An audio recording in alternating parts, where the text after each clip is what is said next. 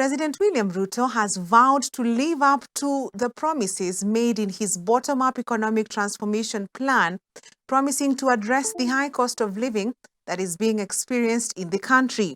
In his inaugural State of the Nation address, Ruto has attributed the current economic situation to the aftermath of the COVID-19 pandemic, coupled with global supply chain disruptions and geopolitical conflicts, adding that other factors such as low agricultural investment and a prolonged drought have also led to food shortages. Grace Ahati reports. President William Ruto today made his inaugural State of the Nation address at the Parliament buildings in Nairobi, focusing immensely on the country's ailing economy, which has skyrocketed in the recent times.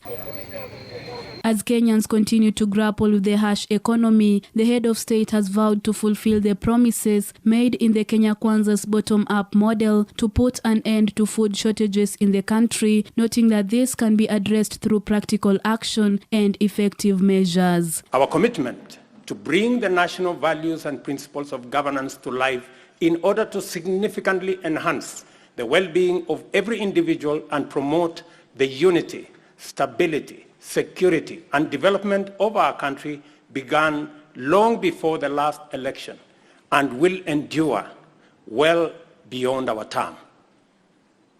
It has been my manifest intention to live up to all the commitments set out in the plan, and despite enormous challenges and tremendous difficulties, we have made encouraging progress in a positive direction. The president has attributed the current economic crisis to the COVID-19 pandemic, coupled with global supply chain disruptions and geopolitical conflicts, emphasizing that despite the challenges, the country is on course towards economic recovery. The pandemic, coupled with global supply chain disruptions and geopolitical conflicts, significantly raised inflation and interest rates, adversely affecting our economy, while low agricultural investment and a prolonged drought led to food shortages and made Kenya a net importer of food in a volatile international market.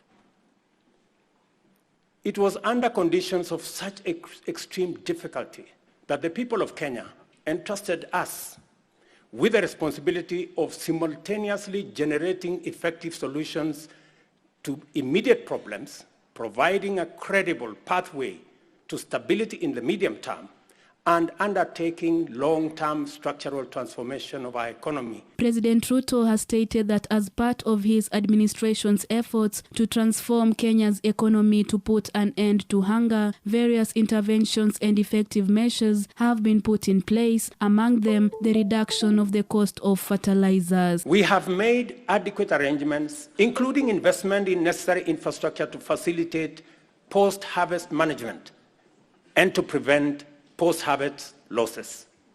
17 certified warehouses jointly managed by the National Cereals and Produce Board and the private sector owners with a combined capacity of 365 metric tons or 4,090 kilogram bags have been prepared in the maize growing areas. Ruto has at the same time defended the formulation of the housing law, which seeks to increase affordable housing units in the country, noting that this is a strategic intervention which will reduce the cost of living. Low supply of affordable housing units in Kenya is acute, making rent a huge component of the cost of living for many households.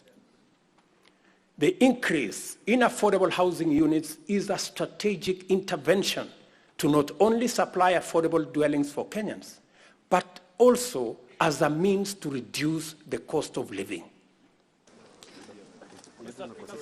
Reporting for Hope TV Newswatch, I'm Grace Ahati.